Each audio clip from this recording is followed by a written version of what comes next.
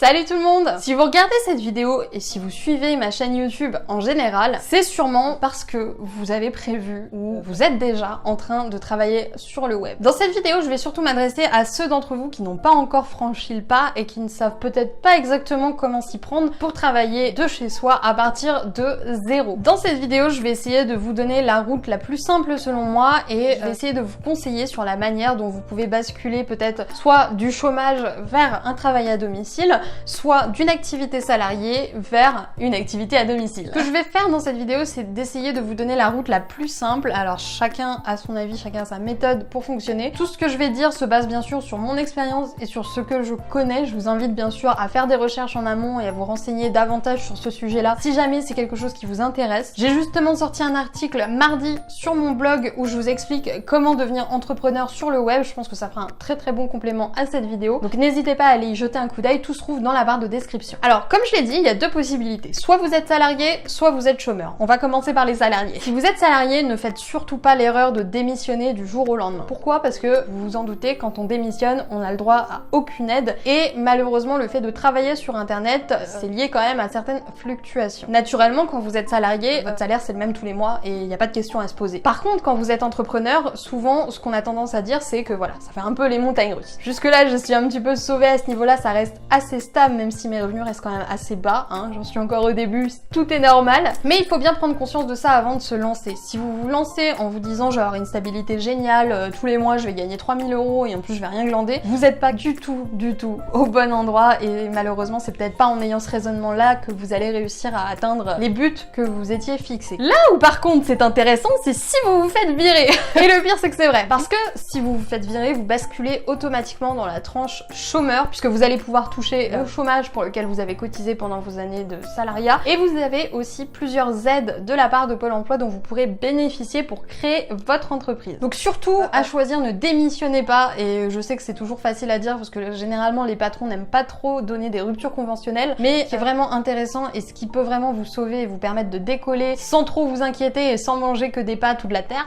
ça peut vraiment être le fait de vous faire virer grossièrement. Malheureusement ça se passe comme ça. Si vous avez bien sûr la possibilité de négocier une rupture conventionnelle, faites-le. Comme je l'ai dit, c'est pas souvent le cas, mais ne démissionnez pas, encore moins sur un coup de tête parce que vous allez vous en mordre les doigts. Je pense qu'avec de la stabilité, en prenant compte des pour et des contre, vous aurez beaucoup moins de stress et vous aurez beaucoup plus de chances de ne pas vous casser la figure. À savoir aussi, et à nouveau j'effleure le sujet parce que c'est pas quelque chose que j'ai expérimenté donc je préfère être assez floue là-dessus, renseignez-vous auprès de votre entreprise parce que vous avez la possibilité de demander un congé pour créer votre entreprise tout en étant payé, si j'ai bien compris, ou en ayant en tout cas la certitude de récupérer votre travail si après d'un an d'activité vous fermez votre entreprise. Même si vous ne versez pas de salaire, ça reste quand même quelque chose d'assez intéressant pour se lancer. Donc voyez les personnes avec qui vous travaillez, voyez au niveau de votre convention collective, il y a sûrement quelque chose qui peut vous permettre de devenir entrepreneur. J'ai aussi entendu parler de contrats à mi-temps qui vous permettent du coup de demander un mi-temps à votre employeur pour avoir assez de temps pour travailler sur votre création d'entreprise.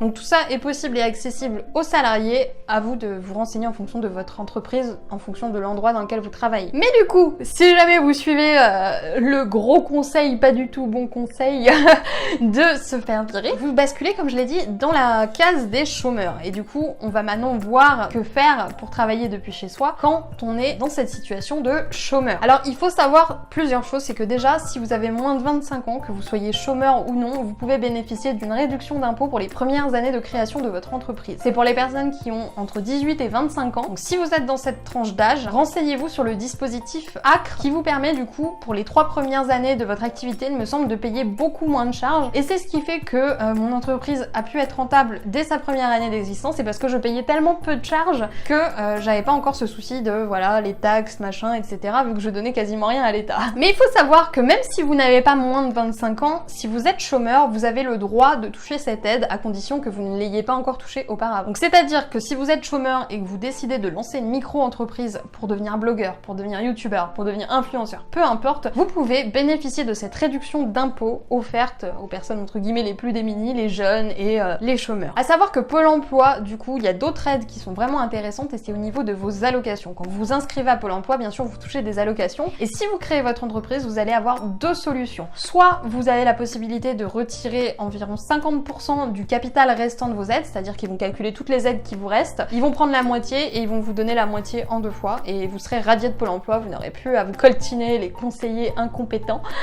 ni à vous actualiser chaque mois, vu que vous serez considéré comme radié de Pôle emploi. Et la faille dans le système, dans ce truc-là, c'est que même si vous reprenez un travail d'ici là, vu que vous êtes radié de Pôle emploi, vous verseront quand même la totalité de votre capital à condition que votre entreprise soit encore ouverte 6 mois après sa création, donc quand même assez facile à respecter, et ce qui est un peu une petite couille du système.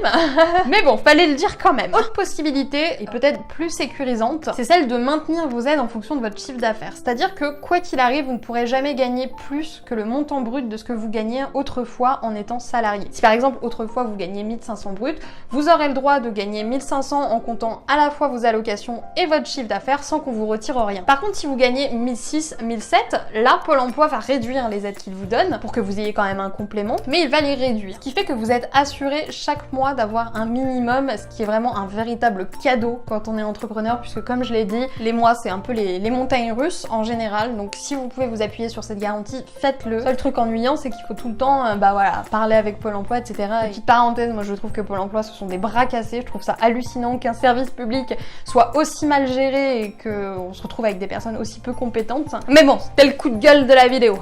Si vous pouvez bénéficier des aides de Pôle emploi ou au minimum de vos réductions d'impôts, ce sera vraiment un gros cadeau, parce que je vous assure que, et je pense que vous vous en doutez, les premières années d'activité sont toujours les plus dures, et il faut avoir, on va dire, un petit matelas pour éviter de vous casser la figure. On sait jamais ce qui peut arriver, voilà, assurez vos arrières quand même. Ensuite, une fois qu'on en est là, qu'est-ce qu'on fait pour travailler depuis chez soi? Moi j'aurais tendance à vous recommander quelque chose, en particulier si vous êtes dans cette idée de devenir youtubeur, de devenir blogueur, etc. Ne commencez pas par ça, enfin, commencez par ça, mais faites-le en parallèle d'autres choses, comme par exemple de la prestation de service. Pour moi, quand on se lance à partir de zéro, qu'on n'a encore aucune audience et qu'on veut absolument travailler depuis chez soi, le mieux pour avoir tout de suite un salaire, pour avoir tout de suite de l'argent, c'est de faire des prestations de service. Et là, encore une fois, vous avez le choix. Vous pouvez faire de la rédaction web, vous pouvez faire du graphisme, etc. Peu importe, faites en fonction de ce qui vous intéresse et ce dans quoi vous êtes doué quand même. Vous avez pas mal de plateformes qui vous permettent de mettre en ligne des prestations qui vous permettront du coup de trouver des clients. Mais pensez aussi, on y pense trop peu souvent, à démarcher par vous-même les gens dans votre quartier. Voilà, si jamais vous aimez créer des sites web, allez voir les restaurateurs qui n'ont pas encore de site web pour leur proposer un devis, pour leur proposer de travailler avec eux. Essayez de trouver des clients pour faire de la prestation de service, qu'il s'agisse de coaching, même peu importe, parce que la prestation de service, c'est ce qui va vous permettre de gagner de l'argent maintenant. Et quand on se lance, l'argent maintenant, on l'aura pas en créant un blog, parce que un blog c'est plus du long terme. Idem pour une chaîne YouTube, ça va être très difficile de gagner tout de suite votre vie avec votre chaîne YouTube. Mieux vaut pérenniser ça avec des petites missions qui vous permettront quand même de travailler depuis chez vous, qui vous permettront d'avoir un minimum de salaire acceptable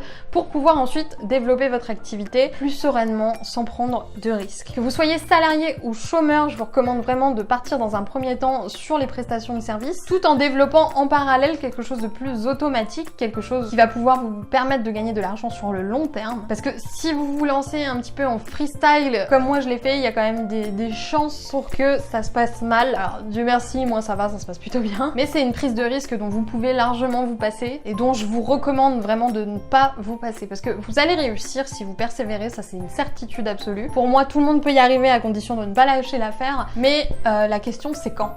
Quand est-ce que les choses vont marcher? Quand est-ce que les choses vont vraiment être suffisamment rentables pour que vous puissiez vivre? Là malheureusement, je n'ai aucune certitude. Il y en a pour qui ça marche en quelques mois, il y en a pour qui ça marche en quelques années. On ne le sait pas tant qu'on n'est pas lancé, et si jamais vous êtes dans ce cas de figure où il vous faudra plusieurs années pour percer, ça peut être toujours très rassurant à la fois d'avoir des aides de Pôle emploi, ou alors d'être sûr de pouvoir retrouver son travail après, ou alors d'avoir suffisamment de prestations de services pour pouvoir vivre en travaillant depuis chez soi. Donc voilà, j'espère que cette vidéo n'a pas été un petit peu trop floue, j'espère qu'elle aura répondu à certaines questions. D'ailleurs, si vous en avez d'autres, n'hésitez pas à me les poser dans les commentaires, j'essaierai d'y répondre aussi bien que je peux. Si possible, partagez-moi aussi votre expérience. Si vous travaillez sur le web actuellement, vous vous êtes lancé un peu en mode tête brûlée, j'y vais, quitte à foncer droit dans le mur, ou est-ce que vous avez quand même pris certaines dispositions, vous avez fait quand même attention à ne pas prendre tous les risques et assurer votre avenir en cas de défaite, à prévoir un plan B.